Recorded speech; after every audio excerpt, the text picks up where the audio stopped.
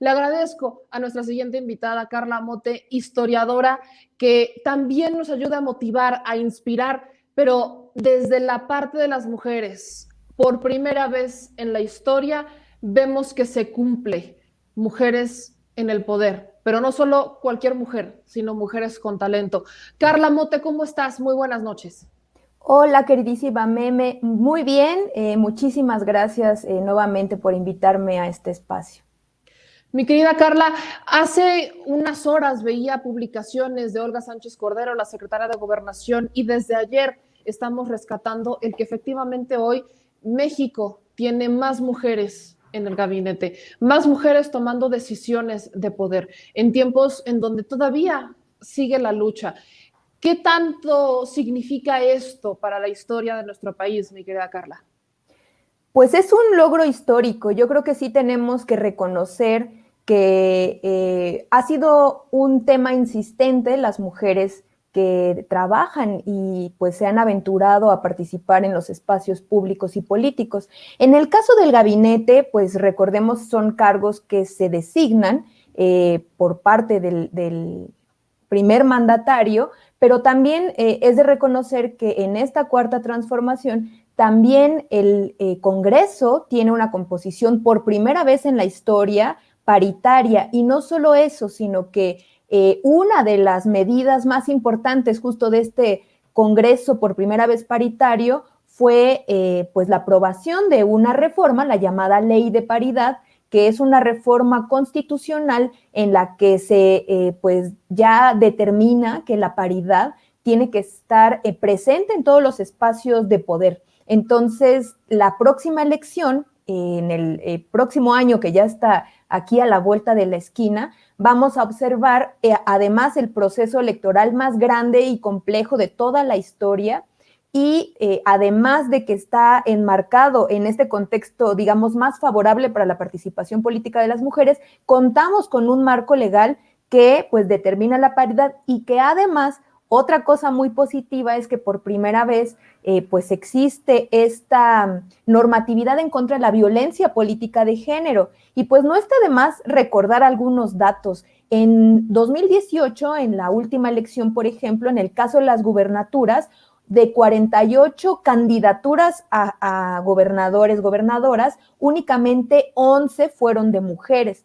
Y en el caso del 2021, que está ya a la vuelta de la esquina, pues ya se están dando las discusiones para que se cumpla este principio de paridad. Y bueno, pues hemos visto los debates además en el Instituto Nacional Electoral, incluso la impugnación que se hizo desde la Junta de Coordinación Política del Senado, que fue lamentable porque la determinación de que haya unas candidaturas en las que se cumple el principio de paridad, pues por algunos grupos políticos, pues lo consideraron que rompía con las normas. Estamos ante estos procesos de resistencia para aceptar que las mujeres tenemos el mismo derecho que los varones, que es un derecho histórico, a tener una representación en los espacios de poder. Y pues no nada más por hablar de los cargos de elección, sino, por ejemplo, en el gabinete. Y como bien lo comentabas, con la última designación, la más reciente, que fue la maestra Delfina en la Secretaría de Educación Pública, pues se cumple esta mayoría de mujeres en el gabinete, mujeres talentosas, pero pues también no está de más recordar que este fue uno de los principios que se enunciaron desde la campaña. Yo, por ejemplo, fíjate, aquí tengo un material que es el que se difundió en los tiempos de campaña en el 2018, Femsplaining, de Morena Mujeres, y en este material pues se hablaba justamente de que pues por primera vez en la historia se iban a tomar en cuenta las mujeres para tener estos altos cargos ejecutivos, lo cual no es decir poca cosa, y que incluso yo creo que sí el que se tiene que destacar y el más relevante desde su designación fue pues el de la secretaria de gobierno, Olga Sánchez Cordero. Este cargo nunca había estado en manos de una mujer, que digamos es el segundo a la cabeza del Ejecutivo. Y bueno, pues hemos tenido esta, por primera vez, presencia y reconocimiento de mujeres, además, también mujeres muy jóvenes. Luisa María Alcalde, por ejemplo, pues ha sido de las mujeres y personas más jóvenes en un gabinete. Es decir, pues hemos visto cristalizado este principio y pues es una lucha histórica y que además se ha tratado de empujar a través de diferentes mecanismos. Recordemos las llamadas cuotas de género que vienen desde los años 90 y que poco a poco han ido avanzando. Iniciaron como un 30% de mujeres en los cargos de elección, pero bueno, ya el reconocimiento de que deben de existir estos cargos de forma paritaria, con medidas que desde las instituciones se tienen que adoptar para que tengamos esta representatividad, pues me parecen fundamentales, y eso de reconocerse como un empujón tremendo a este proceso tan largo de participación de las mujeres en la vida pública que en la historia de nuestro país ha ocurrido a cuentagotas, y basta con pensar en cuántas gobernadoras hemos tenido. Por ejemplo, en México han sido poquísimas, hemos tenido a 9 gobernadoras, una interina y las demás electas. Entonces, pues es un camino pues que todavía, pues digamos, va de forma incipiente, pero que tiene que seguir avanzando. Y también quiero rescatar que este movimiento es histórico por lo que está ocurriendo a nivel nacional, pero también a nivel internacional. Hace poco, es una nota que leo de ayer, México tiene ya una magistrada por primera vez en la Corte Penal Internacional. Es mujer, va a permanecer en el cargo del 2021 al 2030 y es la embajadora Socorro Flores Liera. Y también rescato que a partir del 1 de enero de 2021, México también va a presidir junto con Irlanda el Grupo sobre Mujer, Paz y Seguridad dentro del Consejo de Seguridad de la ONU. No son cosas menores, estamos hablando que México está recobrando muchísima relevancia a nivel internacional y ahí también lo está haciendo de mano de las mujeres. Pero retomo esto que nos decías, Carla, sobre el recién nombramiento de la ahora titular de la Secretaría de Educación Pública. Estamos condenados a que cada que entra una mujer o se nombra una mujer, busquen golpearla con algún nexo vinculado a algún hombre, que busquen decir, no, es que ella es mandada de alguien más. En el caso de Delfina lo hicieron y lo hemos visto prácticamente con todas las mujeres que han entrado, ¿no? Que si está vinculada a tal hombre, que si está vinculada a tal personaje, a tal grupo político, pero siempre vinculado a una figura negativa o que le busquen el lado negativo, que sea un hombre.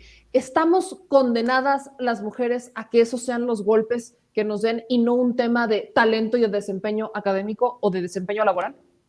Pues yo creo que la condena pues se tendría que revertir, pero sí estaría totalmente de acuerdo contigo en que prevalecen este tipo de opiniones. ¿Cuántas veces también en este gobierno hemos escuchado de la secretaria de Gobernación que es un florero, ¿no?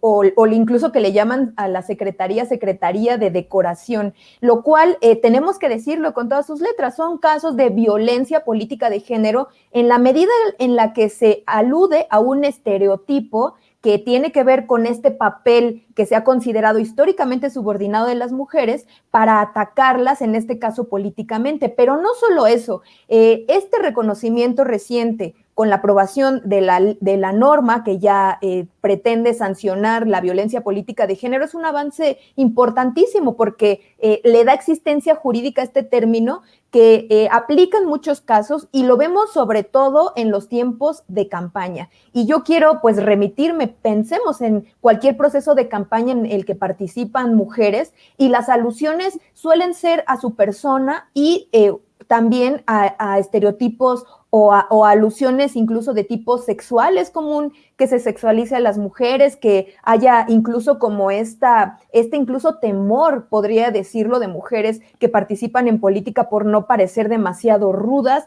ni demasiado mandonas, o demasiado sensuales, o muy poco sensuales. Es decir, son estas diatribas que ciertamente no se le colocan encima a las figuras masculinas y que ellos pueden ejercer sus cargos sin tener encima como estos reflectores y esta mirada tan patriarcal. Entonces yo pues creería o querría que no pensemos en que estamos condenadas como sociedad a tener que estar repitiendo estos patrones de violencia política, pero para eso, Meme, pues sí se tendría que avanzar muchísimo en cambiar la estructura pues cultural y de pensamiento. Este tipo de acusaciones de que si no vienen por cuenta propia, que son esposa de, o incluso no utilizar sus nombres o apellidos y aludir a los de su familia o a los de sus maridos, que son tan comunes, pues la única forma, me temo, de que cambien, pues es que la cultura se vaya modificando y que pues se consideran a los dos géneros en un plano total de igualdad en todo sentido. Y pues yo creo que para llegar a ese camino, justamente la presencia de mujeres en cargos de decisión, en espacios en los que ellas están siendo tomadoras de decisiones en áreas sobre todo estratégicas para el país, pues abona muchísimo a que pues se deje de tener esta mirada de que son incapaces, que no tienen la preparación suficiente, porque algo que sí, en lo que han insistido las mujeres, las pocas mujeres que han accedido a los espacios políticos y de poder en la historia, pues es eso, se les exige el doble que a los varones y se les juzga con el doble además de, digamos, de críticas. Entonces tienen que demostrar más capacidad que muchos varones por el solo hecho de ser varones, y eso sin contar las redes de compadrazgo y de pues apoyo mutuo que existen entre varones en la política y que constituyen estos famosísimos clubs de Toby. Y bueno, pues yo creo que en aras de llegar a ese camino, en este gobierno pues se ha avanzado como en ningún otro. Y bueno, pues es una de las medidas y de los principios que, repito, vienen desde tiempos de la campaña, que hemos visto que se han ido consolidando. Para que esto se consolide, pues sí, claro, se necesitan mujeres que empujen estas reformas, que empujen la presencia de más mujeres en política, y también de voluntad política de los varones, que pues tradicionalmente la han tenido más fácil en el mundo político. Y pues en ese sentido yo creo que Andrés Manuel pues ha demostrado esa voluntad política con creces, por más que se le juzgue y se le critique desde algunos espacios pues de no atender las demandas de las mujeres. Yo creo, y yo siempre he dicho, que ese tema le corresponde a las mujeres, y eso lo que él ha hecho en su gobierno pues ha sido rodearse de mujeres, y ellas son las que deben de llevar las demandas de las mujeres adelante. Ahí, Carla, quisiera preguntarte, ¿cómo evalúas el trabajo de las mujeres? Yo no soy partidaria de decir o de tomar la decisión de colocar a una mujer en un cargo porque es menos probable que se corrompa. Yo creo que debe ser algo meramente por talento, ver más allá del género, que el género ni siquiera sea una cuestión, sobre todo si hablamos de mera equidad, de un piso parejo. Si vamos a criticar, que se critique por el talento y por el desempeño laboral, y no por si está casada con, o por si es mujer, o si se puso tal pantalón, o si usó tal zapato. Creo que hay que rescatar eso, y por eso te lo pregunto. En tu evaluación, ¿estas mujeres que hoy están en el gabinete han cumplido con ese rol o solamente cumplieron una cuota de género? Pues fíjate que es bien interesante tu pregunta. Habría que evaluar cada dependencia dentro de sus propios parámetros. Y también creo que una cosa importante es que muchas de ellas han sido muy golpeadas. Pensemos, por ejemplo, en la secretaria de la Función Pública, Irma Aréndira, que bueno, pues tiene una función estratégica, pues en este sentido, de una de las agendas más importantes del gobierno, que es el combate a la corrupción, y pues ha recibido muchísimas críticas y muchísimos golpes, y creo que pues si bien una de las críticas que yo he escuchado y que tiene que ver con lo que preguntas, es que se les señala como seguidoras acríticas de la política del presidente. Y yo creo que esta acusación de entrada pues ya trae toda esta carga incluso de estereotipo, en el sentido de que, bueno, para empezar, ¿qué presidente no coloca en estas áreas estratégicas a personas afines a su proyecto político? Porque estamos hablando de un proyecto, y para tener pues esta avanzada o este proceso en el que el proyecto se lleve a cabo, pues necesitas quienes estén de acuerdo con esas políticas. Y también creo que hay un tema, y es muy paradigmático, de cómo venimos arrastrando una visión de que quienes tienen que tomar estos cargos pues deben ser personas sobre todo hiperespecializadas y con esta visión tecnocrática, es decir, que no actúan en teoría, porque esto es pura teoría del neoliberalismo, por principios políticos, sino por principios técnicos. Y esa ha sido una de las críticas que se les han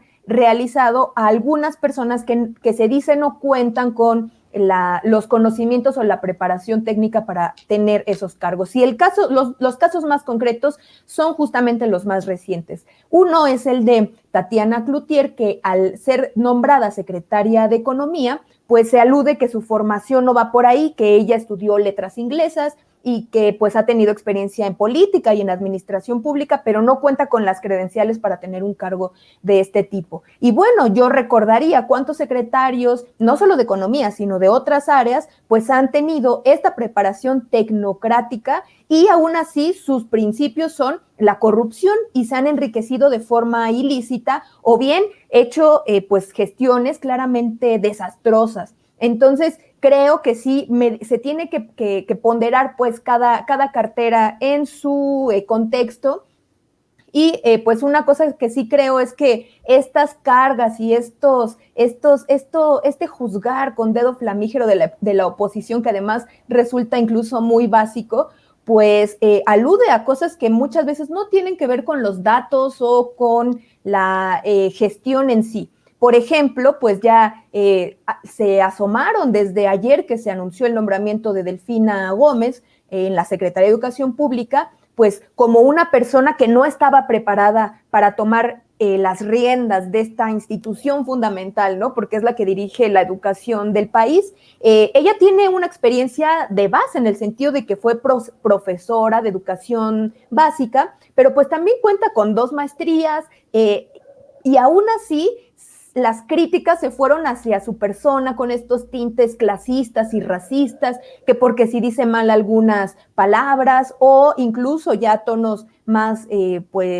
terribles como su apariencia física o el color de su piel. Y yo creo que pues todas estos señalamientos pues tienen que ver más con una crítica que va más hacia lo político que hacia los datos o las gestiones en sí. Entonces, yo creo que una cosa que sí se ha visto de la Cuarta Transformación es que, a diferencia de otras gestiones, pues aquí la figura fuerte, sin duda, es el presidente de la República y pues en ese sentido ha habido mucha gente que lee esta postura o esta posición, digamos, primordial que tiene el líder del Ejecutivo como un regreso al presidencialismo. Sin contar, pues, que México tiene muchísimos instituciones y mecanismos de pesos y contrapesos, pues, que funcionan, ¿no? Y que han sido aparatos construidos también a través de décadas. Y bueno, pues yo creo que habría eso que ver, ¿no? Como cada